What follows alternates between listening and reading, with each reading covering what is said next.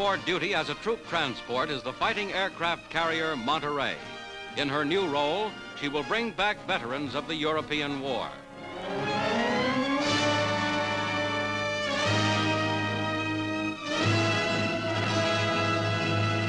Another great carrier, the 45,000-ton Franklin D. Roosevelt, passes under New York's Brooklyn Bridge, leaving her construction berth at the Brooklyn Navy Yard.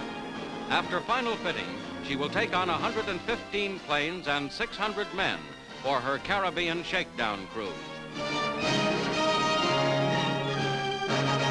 A great memorial for a great American.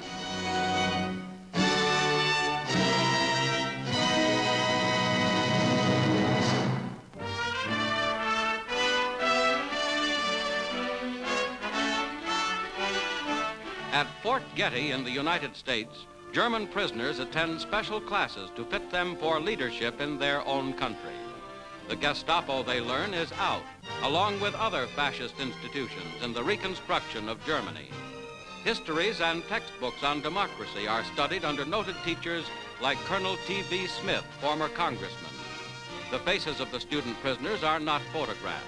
Many had been imprisoned in Germany as anti-Nazis. Languages, government, finance, and public safety are part of the course, which was ordered by General Eisenhower. Several thousand Germans, all volunteers, will be taught here. Upon graduation, they are qualified to return to Germany for assignment by the military government in rebuilding their nation along democratic lines.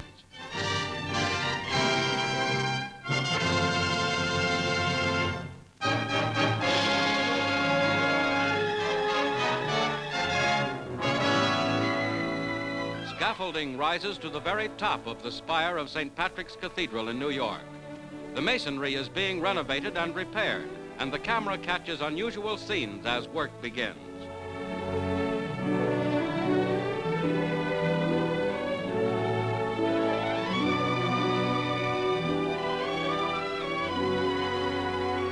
At the top, stoneworkers are on the job, 330 feet above the traffic on the streets below.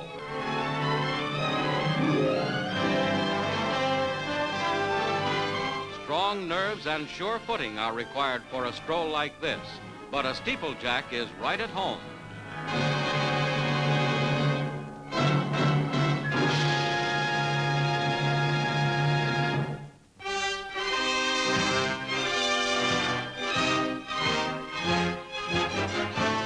Public buildings are under heavy guard in Rio de Janeiro as the Brazilian capital becomes the scene of an abrupt governmental change.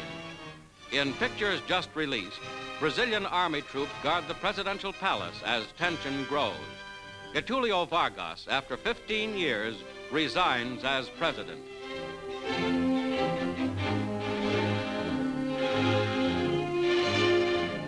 Vargas prepares to leave the palace, a private citizen.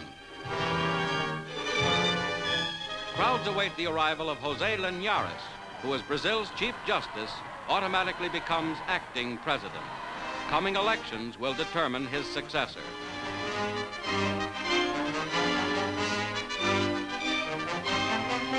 Former War Minister Dutra, a presidential candidate, watches and as Linhares is sworn in and pledges that the elections will be held. With War Minister Goes Monteiro, who opposed Vargas, Linhares will guide Brazil in the interim.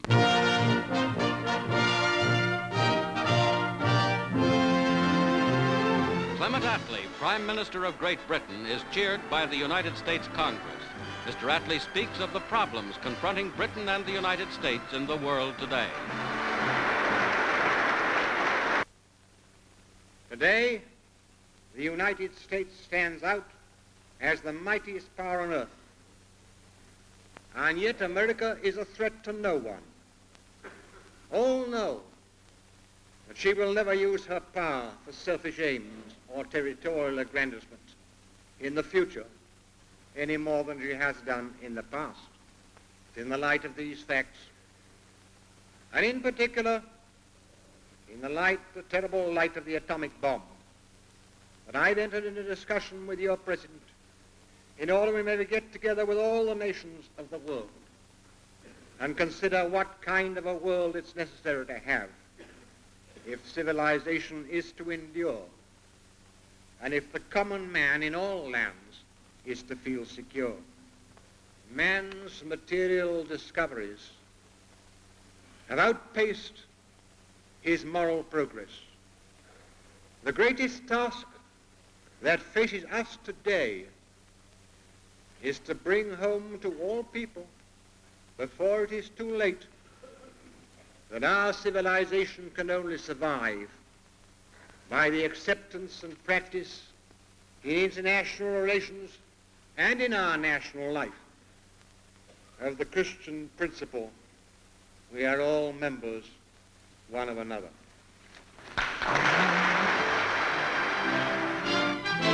After 6 days of conferences, President Truman, with Prime Minister Attlee and Canada's Prime Minister King, announces the conclusions reached in their talks on atomic energy.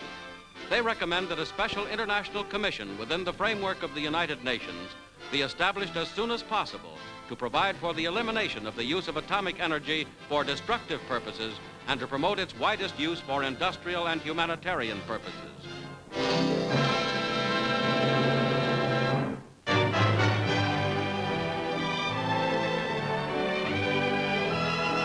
A home for an American hero. Private Gene Atkins is presented with a new farm by United States Secretary of Agriculture Anderson.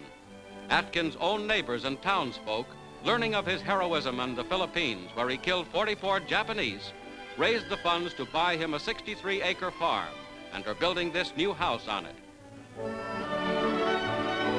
24-year-old son of poor farmers, Gene married his childhood sweetheart on his return from combat. A plaque commemorates his neighbor's gift. They felt that a hero should come back to a good start in civilian life. A country barbecue climaxes the thank you ceremony. Gene, who was awarded the Congressional Medal of Honor by President Truman, now looks forward to a better peacetime life, a reward for his valor.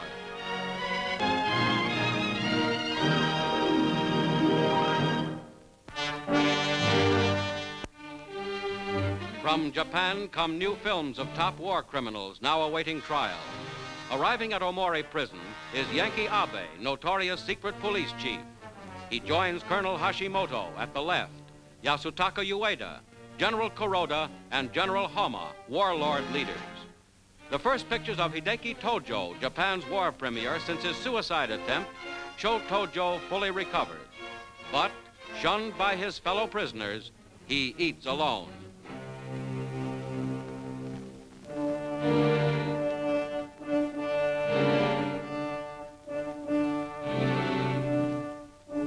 Elsewhere in Japan, American soldiers hunt for hidden Japanese wealth.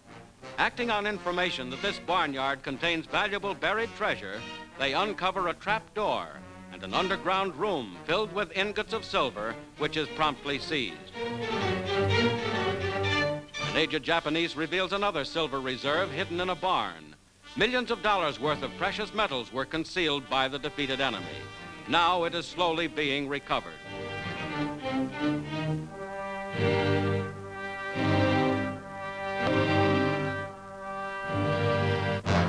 In the disarmament of Japan, tanks are demolished.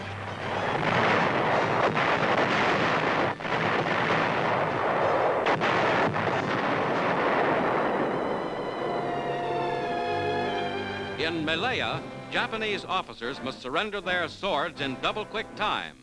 British occupying troops enjoy the ceremony.